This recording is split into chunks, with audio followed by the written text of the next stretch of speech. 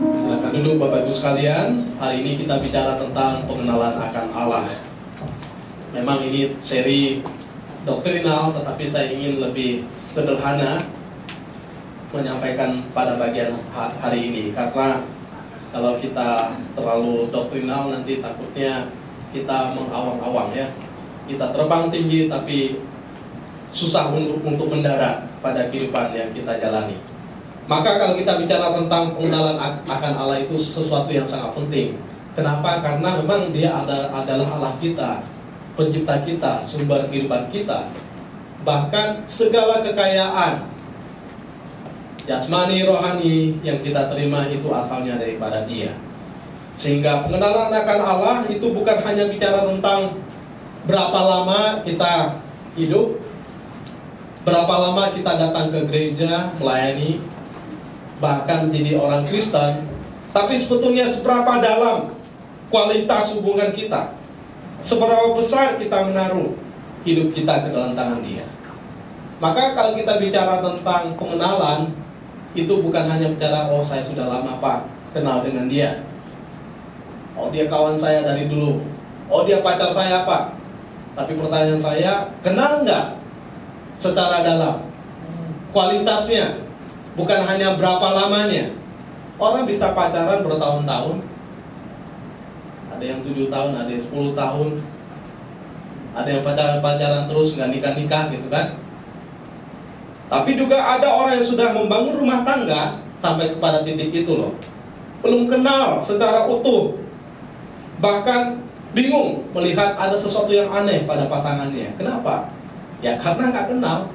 Karena hubungannya hanya dibangun pada taraf yang biasa, belum pada taraf yang dalam, yang sungguh-sungguh mengetahui, mulai dari kebiasaan-kebiasaan yang baik, bahkan kebiasaan-kebiasaan yang buruk. Maka kalau ada orang konseling pada saya selalu tanya, ada 2 hal. Yang pertama, 5 hal kebaikan daripada calon pasangan saudara itu apa? Nah, biasanya gampang kita menyebutkannya 5 hal ini apa gitu kan. Tapi 5 hal yang buruk daripada dia apa? Nah, jangan cuma mau lihat yang baik-baik saja, nggak mau lihat yang buruk. Karena nanti kalau sudah membangun hubungan dalam rumah tangga, itu seringkali yang buruknya itu yang menjadi masalah kan. Nah masalahnya ketika kita menemukan 5 hal atau mungkin banyak hal yang buruk dari sisi pasangan kita, bisa nggak kita terima? Nah, kalau nggak bisa terima, mending jangan lanjut ke hubungan yang berikutnya. Kalau bisa terima, ya puji Tuhan. Sehingga menurut saya pengenalan itu hubungan yang lebih dalam, lebih mengetahui dalam, bahkan kita bisa mengasihi, menerima kekurangan kelebihan yang ada pada Dia. Jadi kalau kita bicara tentang mengenal Tuhan, bukan hanya bicara tentang kita sering datang ke gereja, kita sering melayani, kita memang sudah lama menjadi anggota gereja, tidak. Tapi sebetulnya bagaimana ekspresi kita, itu akan kelihatan sebetulnya betul-betul orang itu sudah mengenal Tuhan. Ekspresi kehidupannya. Maka bisnis pengenalan akan Tuhan itu sebetulnya bisnis secara personal, secara pribadi, tidak bisa diwakili. Nah, maka sebetulnya tugas hamba Tuhan bukan hanya sekedar khotbah, bukan hanya membuka suatu pelayanan atau gereja, bukan hanya melayani jemaat, konseling pastoral, ada konseling keluarga, tidak. Tetapi juga bicara tentang bagaimana hamba Tuhan ini memperkenalkan Tuhan Allah yang hidup secara jelas, yang memang diwahyukan dalam Alkitab. Kalau enggak, ya bisa melenceng loh. Maka tugas hamba Tuhan itu sebetulnya berat kalau tahu tentang tugasnya secara sungguh. Karena ketika dia mau menyampaikan sesuatu, dia harus hati-hati, memang berdasarkan ya kembali kepada kebenaran firman Tuhan. Kemarin saya kaget, ada seorang pendeta, ya pendeta yang sering kita bahas ya. Dia ditanya oleh jemaat tentunya, tapi tiba-tiba ada jawaban daripada dia, kalau ada anjing kesayangan kita yang mati, katanya, jangan sedih berlarut-larut sampai 7 hari 7 malam nggak bisa tidur. Karena nanti dia bilang, kalau kita sudah ke surga sana, anjing itu ikut kita kok. Nah, banyaklah, karena ini kan kontroversial kan, pembahasan seperti ini. Benar nggak sih anjing-anjing itu masuk surga kan? Wah, ada juga yang dengan nyinyir juga berkata, oh, kalau gitu ular kesayangan saya masuk ke surga juga loh dong Pak. Karena konteks hamba Tuhan ini selalu bahas langit baru dan bumi yang baru. Jadi seakan-akan, ya kalau kita mati, udahlah, kita jangan pusing dengan anjing kesayangan kita nanti mati sampai kita nggak bisa merelakan, lalu kita menderita. Dia menghibur jemaatnya bahwa nanti ada anjing kok di surga sana. Jadi jangan pusing ya Damai ya. Kalau Damai ke surga, mungkin ada anjing kesayangan, ada ya. Siapa? Nah nanti akan ikut ke surga kata pendeta itu. Yang jelas sebetulnya tidak ada demikian. Karena manusia adalah makhluk yang sempurna, yang memang diciptakan lebih daripada makhluk yang lain. Maka guyonan orang kemudian, oh kalau begitu Pak, pohon-pohon juga akan ikut ke surga ya katanya. Nah, pengenalan akan Tuhan itu sebetulnya bicara tentang urusan pribadi dan bisnis pribadi, sehingga memang betul-betul kita harus mengerti kehendak Tuhan dalam kehidupan kita. Sehingga mengerti kehendak Tuhan itu ya tidak bisa sambil lalu, tidak bisa semaunya kita. Ya kita harus kembali lagi ya rajin berdoa, rajin membaca firman Tuhan. Secara pribadi kita juga memang perlu mendengarkan khotbah-khotbah yang bagus, tetapi juga secara pribadi kita juga perlu ya membaca firman Tuhan supaya ketika ada hamba Tuhan menyampaikan sesuatu yang lain, nah kita bisa mengujinya. Jangan sampai semua khotbah kita ambil ya, mulai dari ujung sana sampai ujung sini kita rangkum semua, kita anggap itu benar. Tidak. Karena apa? Memang itu sesuatu yang sangat serius. Karena firman Tuhan itu adalah pelita bagi kaki kita dan terang bagi jalan kehidupan kita. Dengan apa seorang muda mempertahankan kelakuan yang bersih? Ya dengan menjaganya sesuai dengan kebenaran firman-Mu. Bahkan firman Tuhan itu memang berfungsi untuk mengajar, untuk menyatakan kesalahan, untuk menuntut orang dalam kebenaran. Sehingga dalam Yohanes pasal 17 ayat 3 dikatakan, inilah hidup yang kekal itu, yaitu bahwa mereka yang mengenal Engkau, satu-satunya Allah yang benar, dan mengenal Yesus Kristus yang telah Engkau utus. Jadi bicara tentang pengenalan akan Allah, yang pertama bahwa bisnisnya adalah itu bicara tentang hidup yang kekal loh, bukan sesuatu yang sederhana, tapi ini sesuatu yang serius. Ketika kita mengenal Allah itu menyangkut urusan kekekalan kita. Bukan hanya urusan, oh saya enak dengar khotbahnya karena itu nyambung dengan pikiran saya, sesuai dengan hati saya. Tidak. Tapi ini bicara tentang urusan saya dengan Tuhan. Ketika saya mengenal Dia secara persis, saya lebih luas tahu tentang Dia. Dan saya tahu tentang urusan kekekalan saya itu memang benar-benar ada di dalam Dia. Nangkap ya maksud saya.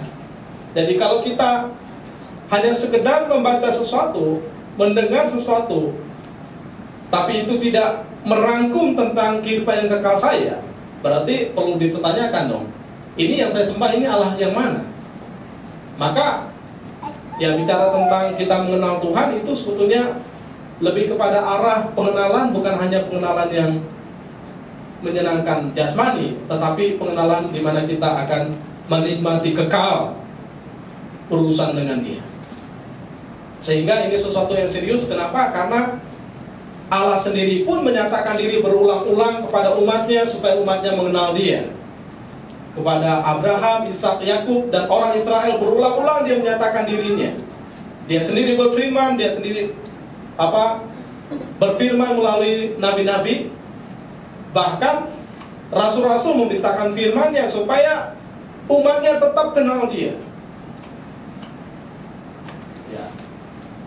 Tidak cukup sampai di situ, Yesus sendiri datang ke dalam dunia supaya kita kenal Allah itu.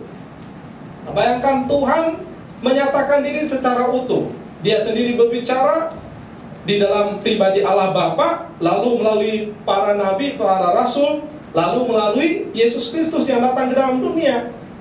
Ya, saya waktu membaca bagian ini, saya merasa bahwa ini sesuatu yang luar biasa, bahwa Allah betul-betul serius ingin menyatakan dirinya supaya kita mengenal Dia. Ya tentu Tuhan mengenal kita karena sejak dalam kandungan. Ya, memang dalam pemahaman saya adalah yang paling penting kitalah yang mengenal Tuhan, karena Tuhan sudah kenal kita kan sejak kita dalam kandungan. Nah, lalu Tuhan ingin mengenal kita supaya kita juga mengenal Dia secara penuh, maka Dia sendiri datang. Itu yang dikatakan di dalam 1 Yohanes 5 ayat 20. Akan tetapi kita tahu bahwa anak Allah telah datang dan telah mengaruniakan pengertian kepada kita supaya kita mengenal yang benar. Dan kita ada di dalam yang benar, di dalam anaknya Yesus Kristus. Dia adalah Allah yang benar dan hidup yang kekal. Jadi urutannya jelas. Allah yang benar itu nggak melenceng daripada maksud saya Yesus Kristus. Jadi benang merahnya ada. Jadi kalau menyimpang dari jalur ke arah Tuhan Yesus, berarti itu Allah yang salah. Dan memang sebelum ke arah Tuhan Yesus, pada zaman perjanjian lama, jemaat penyimpang kenapa? Atau umat penyimpang kenapa? Karena mereka dipengaruhi oleh ilah-ilah lain, dewa-dewa. Sehingga mereka pernah membuat lembu patung emas. Kemudian mereka membuat berhala-berhala yang itu menyesatkan umat, supaya umat diselubungi pengenalan akan Allah, sehingga mereka menyembah kepada Allah yang lain yang sebetulnya bukan Allah. Hosea berkata pasal 4 ayat 6, umatku binasa karena tidak mengenal Allah. Jadi bukan karena tidak ada Allah, karena tidak mengenal Allah. Dan dikatakan karena engkaulah yang menolak pengenalan itu, maka aku menolak engkau menjadi imamku. Dan karena engkau melupakan pengajaran Allahmu, maka aku juga akan melupakan anak-anakmu. Jadi umat bukan tidak tahu adanya Allah, tapi mereka menolak tentang Allah itu, sehingga mereka memang tidak mengenal Allah. Dan mereka yang tidak mengenal Allah, mereka binasa. Nah, Tuhan tidak mau kita tidak mengenal Dia. Tuhan tidak mau kita binasa. Maka Dia terus bekerja.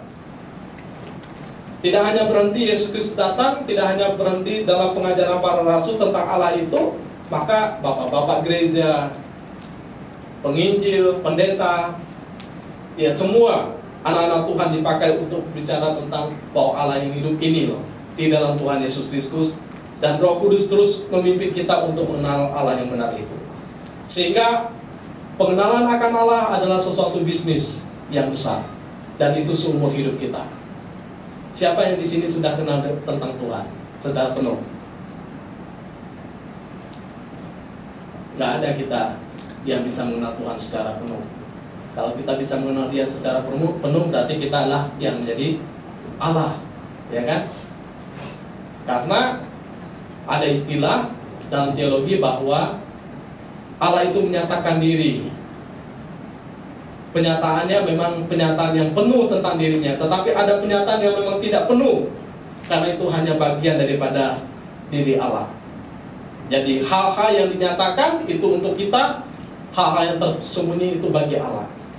Jadi sesuatu yang dinyatakan pun sepenuhnya kepada kita, atau disebut sebagai penyataan khusus dan penyataan umum, itu nggak penuh kita memahaminya. Nah, tapi betapa kosongnya kita kalau kita tidak mau memahami tentang Allah, mengenal Allah. Nah, gereja dipanggil untuk memperkenalkan tentang Allah yang hidup itu. Kita bisa melihat contoh-contoh dalam Alkitab. Misalnya di dalam Kisah Para Rasul 17, nanti bisa dibaca secara pribadi. Pasal 17, 16, 23, Paulus itu rasa sedih ketika dia berada di Areopagus, karena orang-orang Athena mereka rajin menyembah Tuhan. Kadang-kadang kita lihat orang yang menyembah dewa, ya, rajin sekali mereka menyembah Tuhan. Itu sama seperti orang Yunani di Athena. Mereka luar biasa beribadah, tetapi mereka menulis bahwa mereka beribadah kepada Allah yang tidak dikenal. Nah, ini pintu masuk bagi Paulus untuk berkata, kalian menyembah kepada Allah yang tidak dikenal, tetapi saya datang untuk memberitakan Allah yang tidak dikenal itu siapa. Lalu dia bicara tentang Allah yang menciptakan langit dan bumi, Allah yang datang di dalam Tuhan Yesus Kristus. Orang yang tidak mengenal Allah begitu antusias untuk menyembah Allah, begitu antusias untuk mempersembahkan sesuatu kepada Allah.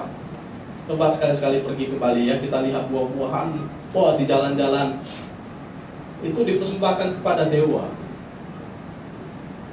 Makanan-makanan dipersembahkan kepada dewa. Dan sekarang jangan salah loh, orang-orang Buddha sekarang ibadahnya hari Minggu.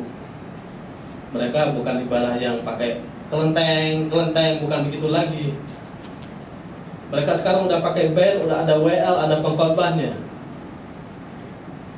Kalau kita masuk ke suatu tempat, jangan bingung sekarang ini. Jangan kita pikir, oh itu gereja ya, ternyata nyanyi-nyanyinya ujung-ujungnya Buddha kepada Buddha katanya.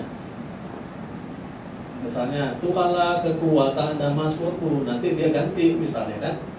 Jadi ujung-ujungnya penyembahan kepada, mereka punya lagu sendiri. Jadi mereka sudah begitu berkembang, mengemas diri sedemikian rupa kepada pemujaan kepada Allah. Dan mereka juga ada sekolah minggu, ya kan? Ya banyaklah gereja-gereja, bukan gereja, agama-agama lain yang copy paste terhadap iman Kristen. Bukan hanya agama Buddha, tetapi juga ada agama yang lain. Yang pasti ingin saya katakan bahwa orang yang tidak percaya begitu antusias, tentu dalam tanda kutip, untuk mau melakukan hal-hal yang terbaik bagi Tuhan. Nah, Paulus melihat bahwa orang-orang Athena ini, mereka senang bicara tentang Tuhan, mereka senang beribadah kepada Tuhan. Itu sesuatu yang luar biasa. Nah, sehingga kalau kita melihat ya, pada orang yang rajin luar biasa, bukan berarti dia sudah mengenal Allah yang hidup itu. Termasuk orang yang sudah melayani dengan sungguh, sama seperti Paulus. Paulus waktu berjumpa dengan Tuhan, dia tanya, siapakah engkau Tuhan? Katanya. Ya, Yesus Kristus berkata bahwa akulah Tuhan yang engkau aniaya itu. Ya, dengan kata lain bahwa belum tentu orang yang rajin beribadah sudah kenal Tuhan secara pribadi. Apalagi orang yang tidak rajin beribadah. Belum tentu orang yang sungguh-sungguh dalam pelayanannya. Bahkan kayak Paulus ini orang radikal, dapat dikatakan FPI pada zaman itu. Kalau ketemu dengan orang Kristen itu, wah habis mereka.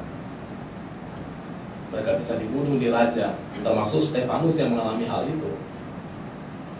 Tapi dia berkata setelah mengenal Kristus, dia berkata bahwa semuanya itu, keagungan itu saya anggap sampah. Karena pengenalan akan Kristus lebih luar biasa daripada semuanya itu. Nah, di sini kita melihat bahwa bukan berapa lama orang melayani, bukan berapa lama orang beribadah, tapi bagaimana pengenalan secara pribadi terhadap Tuhan. Orang yang mengenal Tuhan secara penuh, makin banyak dalam hidupnya, saya dapat gambarkan sama seperti Paulus. Dia semakin hari semakin merasa dirinya kurang.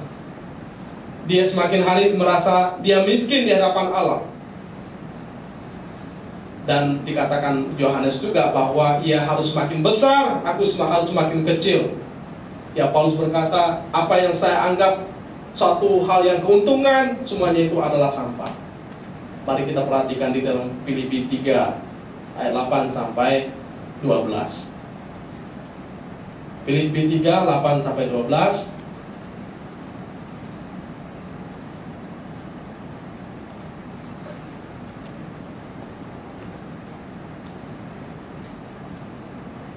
Ada seorang membaca buat kita?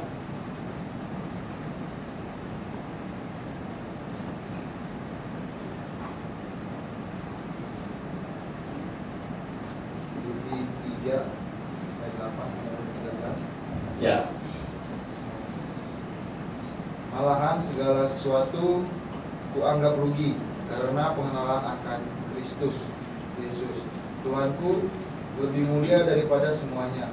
Oleh karena Dialah aku telah melepaskan semuanya itu dan menganggapnya sampah, supaya aku memperoleh Kristus dan berada dalam Dia, bukan dengan kebenaranku sendiri karena mentaati hukum Taurat, melainkan dengan kebenaran karena kepercayaan kepada Kristus, yaitu kebenaran yang Allah anugerahkan berdasarkan kepercayaan. Yang ku kehendaki ialah mengenal Dia dan kuasa kebangkitannya dan persekutuan dalam penderitaannya, di mana aku menjadi serupa dengan Dia dalam kematiannya, supaya aku akhirnya beroleh kebangkitan dari antara orang mati. Bukan seolah-olah aku telah memperoleh hal ini atau telah sempurna, melainkan aku mengejarnya, kalau aku dapat juga menangkapnya, karena aku pun telah ditangkap oleh Kristus Yesus. Ya, cukup. Jadi Paulus merasa bahwa apa yang dianggap suatu kehebatan, suatu kekayaan sebelum mengenal Kristus, itu malah suatu yang merugikan bagi dia. Karena apa yang dia anggap kehebatan, orang hebat pada waktu itu adalah mereka yang keturunan sebagai orang Israel, bahkan dari suku Benyamin, suku daripada raja-raja pada waktu itu, yang kemudian beralih kepada suku Yehuda.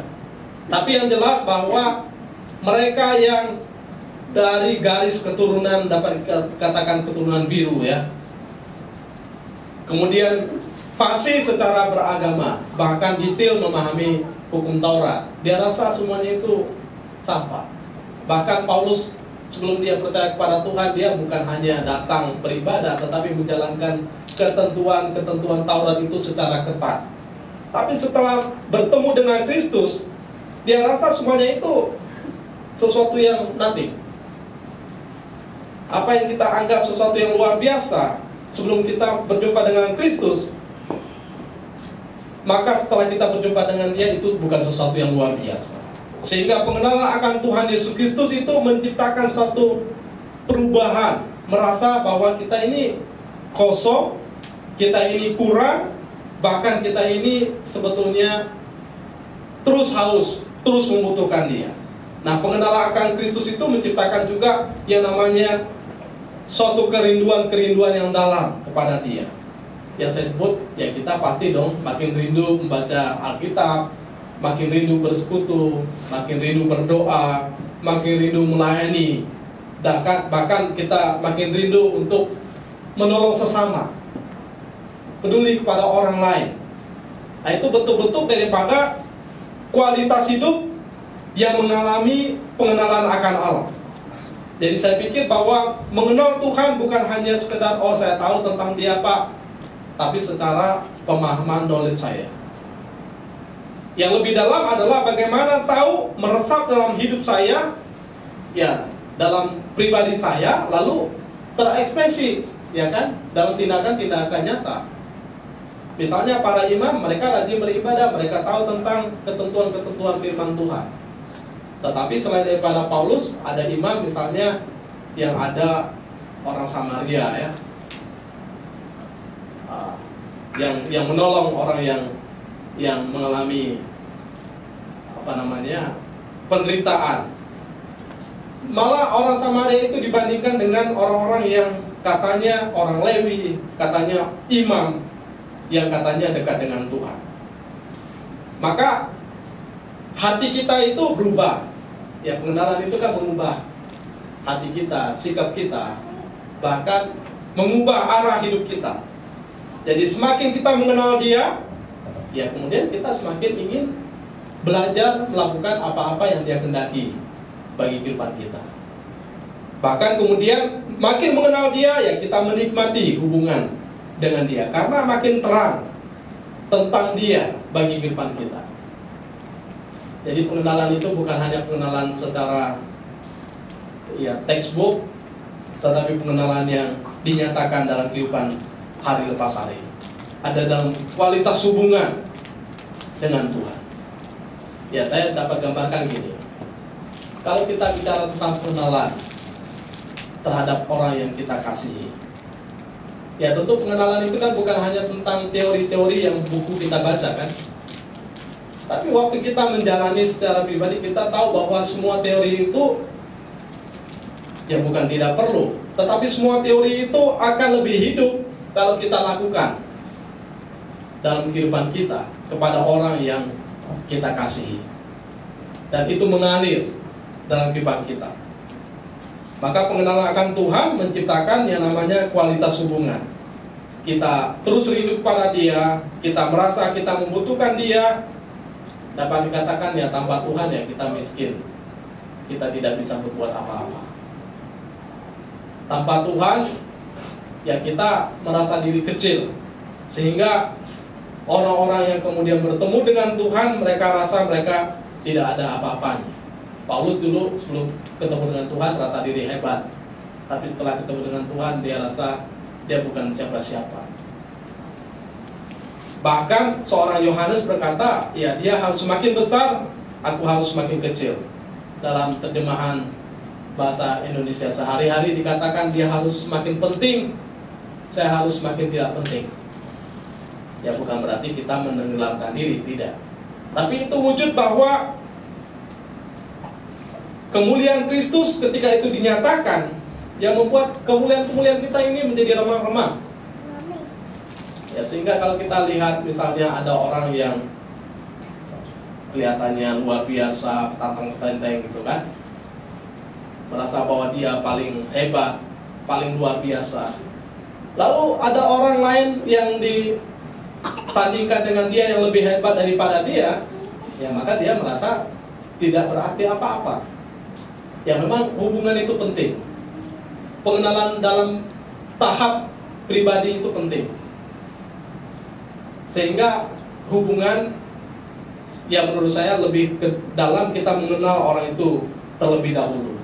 Jadi hubungan bukan bicara tentang tugas. Kalau di kantor kan hubungan kita kan hubungan tugas, hubungan kerja. Ya kita bisa kenal jauh, bisa tidak kenal jauh. Kita bisa care atau tidak care. Jadi yang pasti bahwa kemungkinan kita banyak tidak tahu tentang orang itu. Apa pergumulan dia, bagaimana situasi hidupnya. Lalu hubungan itu bukan hanya bicara tentang fasilitas. Ya misalnya di keluarga kita kan, anak bukan hanya membutuhkan fasilitas. Ya misalnya anak saya, uang sekolah, atau kendaraan untuk sekolah, atau kebutuhan-kebutuhan kehidupan dia, tidak. Tapi yang dia butuhkan adalah bagaimana apa? Kasih, kepedulian, perhatian, bahkan membutuhkan untuk didengar. Jadi bukan apa yang saya berikan, tetapi bagaimana hubungan saya dengan dia. Nah itulah pengenalan. Jadi pengenalan itu bicara tentang hubungan. Nah sehingga menurut saya salah sekali kalau orang mau mengenal Tuhan, tapi tidak mau mempunyai hubungan dengan Dia. Nah, salah sekali kalau misalnya ada orang mau pelayanan, tapi nggak mau sungguh-sungguh terhadap Dia. Ya kami beberapa kali di tahap awal pelayanan kita ya, ada orang yang memang sepertinya sungguh-sungguh, tapi kemudian kita tahu nggak sungguh-sungguh sebetulnya.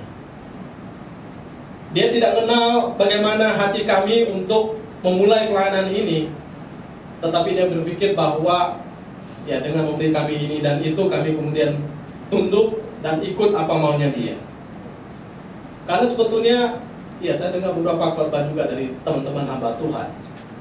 Yang kita butuhkan dalam pelayanan bukan bicara tentang apa yang orang berikan kepada kita, tapi yang pertama gini, kita memahami dulu bahwa apa yang saya lakukan ini dengan dasar bahwa saya melakukan untuk Tuhan. Jadi kalaupun saya memberikan sesuatu pada Tuhan, bukan tujuannya supaya Tuhan kemudian melayani saya, tapi karena saya tahu bahwa apa yang saya miliki itu berasal daripada Tuhan. Ya dalam konteks pelayanan, ada orang yang belum mengerti, memahami dalam relasi, dalam pemahaman. Jadi orang berpikir bahwa ya dengan saya memberi ini kepada Pak Niko, kepada istri Pak Niko, oh mereka akan ikut maunya kita. Nah, tidak, karena kita tidak bicara tentang hal itu dalam pelayanan. Kita bicara gini, kita lakukan segala sesuatu karena kita mengenal Tuhan kita. Pengenalan itu yang penting. Maka mengenal bukan hanya memberikan sesuatu ya, tapi relasi. Itu yang dulu perlu kita pahami dalam fondasi iman kita kepada Tuhan. Jadi jangan memberikan sesuatu kalau kita tidak ada relasi dengan Tuhan. Itu yang pertama. Mau apapun ya, mau uang kita, mau tenaga kita, kalau tidak ada relasi dengan Tuhan, kayaknya itu menjadi kering, nggak ada energi, bahkan nggak ada aliran-aliran yang hidup yang masuk pada kita. Karena spiritnya akan lain, ya kan? Spiritnya akan lain, karena arahnya juga akan lain. Jadi mengenal membawa kita kepada spirit, kerinduan, bahkan arah yang benar.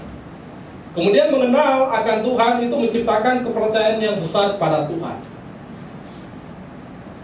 Ya. Jadi karena saya mengenal Dia, saya percaya kepada Dia. Karena bangsa Israel mengenal Dia, bangsa Israel percaya kepada Dia. Dan memang supaya mereka mengenal Dia, di dalam Ulangan pasal 6 itu dikatakan orang tua harus mengajarkan kepada anak mereka berulang-ulang tentang ketetapan Tuhan, tentang pekerjaan Tuhan kepada bangsa itu. Sehingga orang Israel hafal sekali bagaimana Tuhan menuntun umatnya keluar dari Mesir, lalu memberkati umatnya di padang gurun lain sebagainya. Mereka hafal sekali. Tetapi dasar kedegilan hati mereka, kemudian mereka menyembah kepada Allah lain. Mereka mendukakan hati Tuhan.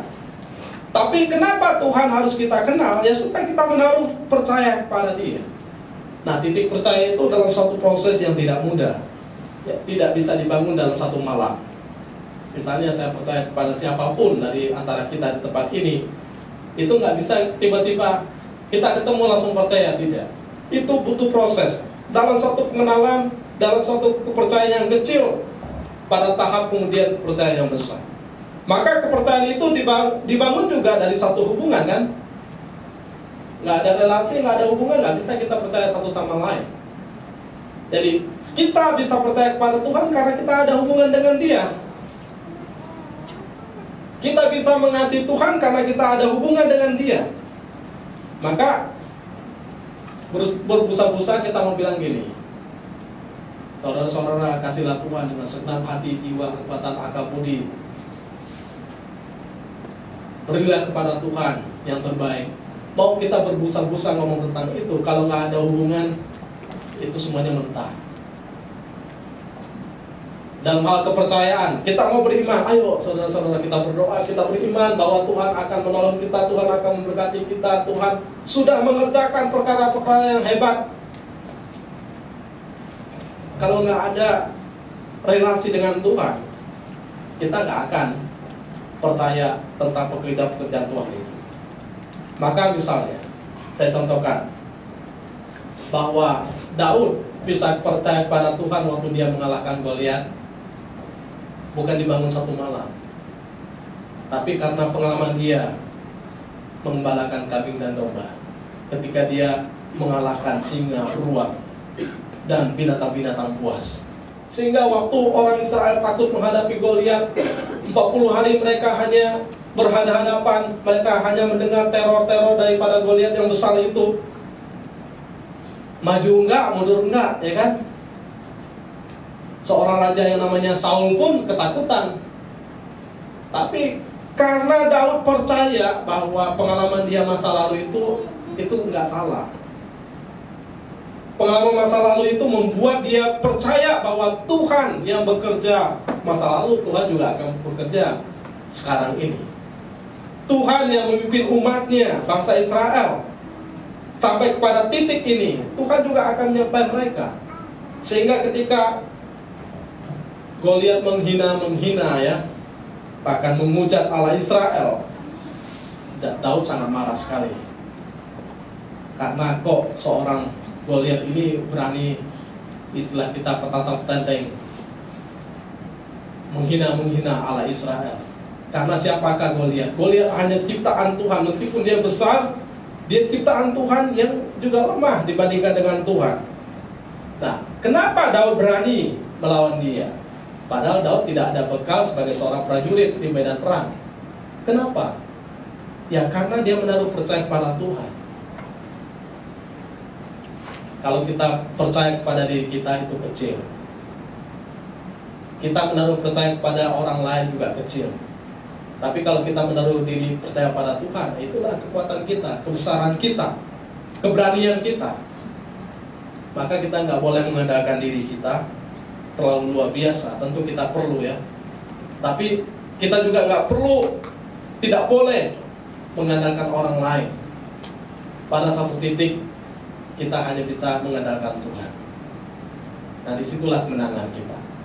Jadi pengenalan itu menciptakan kepercayaan, menciptakan iman yang besar, menciptakan keberanian yang besar, sehingga orang itu tidak mudah takut, tidak mudah khawatir, bahkan tidak mudah menyerah. Dia melangkah terus karena dia tahu Tuhan beserta. Lalu saya ingin mengajak kita untuk memperhatikan bahwa bagaimana hidup kita. Ya kan? Ya, kalau kita memang betul mengenal Tuhan, maka kita punya relasi dengan Dia. Sederhananya, saya ingin terus beribadah, saya ingin terus berdoa, saya ingin terus melakukan hal-hal terbaik dalam pelayanan atau menolong orang lain. Karena saya tahu Tuhan adalah Tuhan yang akan melakukan hal yang sama di dalam konteks mengasihi orang lain. Lalu dalam hidup saya akan terus menaruh percaya kepada Tuhan, ya, karena Tuhan bekerja dalam caranya yang sempurna, dan Tuhan tidak pernah meninggalkan perbuatan tangannya. Yang berikutnya, pengenalan akan Tuhan itu menciptakan integritas hidup kita. Ini yang terakhir. Jadi integritas itu dibangun dengan pemikiran bahwa meskipun saya seorang diri, meskipun saya tersembunyi di satu tempat, orang tidak melihat, tetapi Tuhan melihatnya. Jadi konsepnya adalah karena Tuhan saya kenal, Tuhan saya tahu. Jadi orang tidak ada, situasi mungkin memungkinkan saya berbuat jahat, tapi saya tetap takut akan Tuhan. Saya tetap hormat kepada Tuhan. Saya tetap ingin menyenangkan hati Tuhan. Maka saya tetap lakukan hal yang benar. Maka kalau kita sebagai anak Tuhan, sebetulnya kata integritas bukan sesuatu kata yang baru, ya kan? Karena kita tahu bahwa meskipun manusia nggak tahu, Tuhan tahu. Ada orang berapa kali bilang begini, Pak, saya sudah lakukan hal terbaik buat teman saya sudah kasih ini, kok kayaknya dia tidak bisa mengucapkan terima kasih atau berterima kasih kepada saya. Ya, memang kadang-kadang jengkel ya dengan orang-orang kayak gitu. Tapi yang pasti gini, itu kan memang tabiat daripada anak Tuhan ingin melakukan hal yang terbaik. Kalaupun orang itu tidak melakukan hal yang terbaik balik kepada kita, nggak masalah. Karena memang integritas kita adalah ya memang harus melakukan yang terbaik.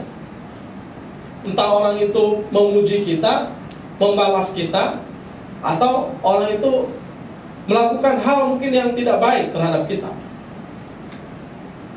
Jadi kepentingannya adalah bukan karena orang itu maka saya lakukan, tapi karena saya tahu ini adalah kehendak Tuhan bagi saya untuk saya lakukan. Masalah akan saya ulangi kepada orang itu, nah itu nomor 2. Tapi bahwa saya harus berbuat baik pada orang lain, tidak berhenti, nah itulah bisnisnya kita. Lalu dalam hal apapun memang kita harus menjaga diri, karena hal yang terbaik dalam suatu integritas adalah meskipun dalam yang tersembunyi, ya kita memang harus melakukan hal yang terbaik. Ya, saya pernah cerita bahwa dulu pernah saya masuk ke mesin ATM. Ternyata di mesin ATM itu ada nyangkut uang kan.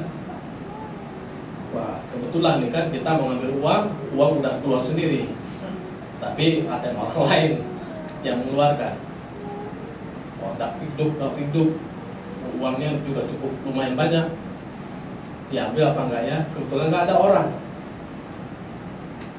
Kalau saya ambil dalam pemahaman kita secara manusia biasa, ya kan, nggak masalah karena kita nggak nyuri punya orang kan. Itu keluar sendiri kok dari mesin ATM, ya salah dia ninggalin. Nah, banyak ininya dalam pemikiran, argumentasinya. Tapi memang ya saya ambil, Memang saya juga noleh kiri kanan kok, benar-benar nggak ada orang ya. Memungkinkan sekali untuk saya mengambil itu.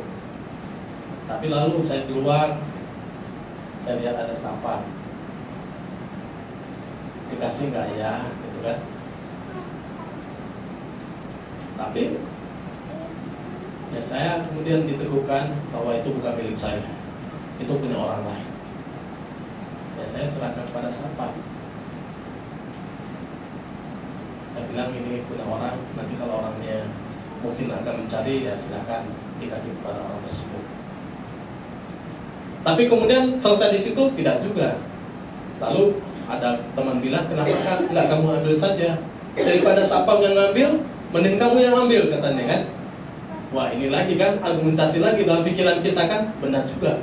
Kenapa nggak saya ambil ya? Kenapa harus apa yang ngambil? Nah, dalam hal-hal seperti itu juga kita diuji. Artinya integritas kita. Ya saya pikir bahwa kalau itu bukan milik kita, lebih baik kita jangan mengambil punya orang lain. Meskipun ada kemungkinan, ya orang bilang kebetulannya rezeki datang. Karena ya kita tetap harus mempertahankan hati kita, bagaimana kita menjaganya. Karena ya dari situ kita akan belajar untuk tahu bahwa itu bukan punya saya. Saya akan belajar melakukan hal yang benar, saya akan melakukan yang terbaik, dilihat atau tidak dilihat. Kalaupun Tuhan mengizinkan itu menjadi milik saya, ya pasti ada cara yang lebih baik. Jadi maksud saya adalah orang kalau betul mengenal Tuhan, ya dia berusaha untuk menjaga integritasnya. Dilihat atau tidak dilihat oleh orang, dia akan menjaganya dengan baik. Maka tiga poin ini saya pikir mengingatkan pada kita bahwa mengenal Tuhan itu adalah bagaimana kita membangun hubungan dengan Dia. Saudara boleh tidak datang atau datang ke gereja, tapi itu bicara tentang betul nggak kita mengenal Tuhan atau tidak. Saya nggak harus berkata bahwa saudara harus datang ke gereja ini ya. Dalam konteks secara pribadi, ini sekarang kita ada dunia online. Banyak kawan-kawan masih pilih online terus. Ya saya nggak tahu sejauh apa online-nya mereka. Tapi saya pikir bahwa kalau orang itu betul mengenal Tuhan, ada kehausan, ada kerinduan persekutuan dengan Tuhan. Yang kedua, dia menaruh iman pada Tuhan, apapun kondisinya. Kadang-kadang kita menghadapi Goliat yang besar. Bersyukur masih hadapi Goliat, ada kenyataan yang bisa dihadapi. Tapi kalau kita menghadapi yang namanya jalan buntu, sesuatu yang gelap, satu pergumulan yang nggak tahu ujungnya kemana, bagaimana? Maka ya bangun pengenalan akan Tuhan supaya kita boleh memahami segala ketetapan kehendak Tuhan bagi kehidupan kita. Jadi memang sungguh-sungguh harus belajar kebenaran firman Tuhan. Memang harus sungguh-sungguh kita berdoa. Memang harus sungguh-sungguh kita bersekutu dengan Tuhan. Mari kita berdoa.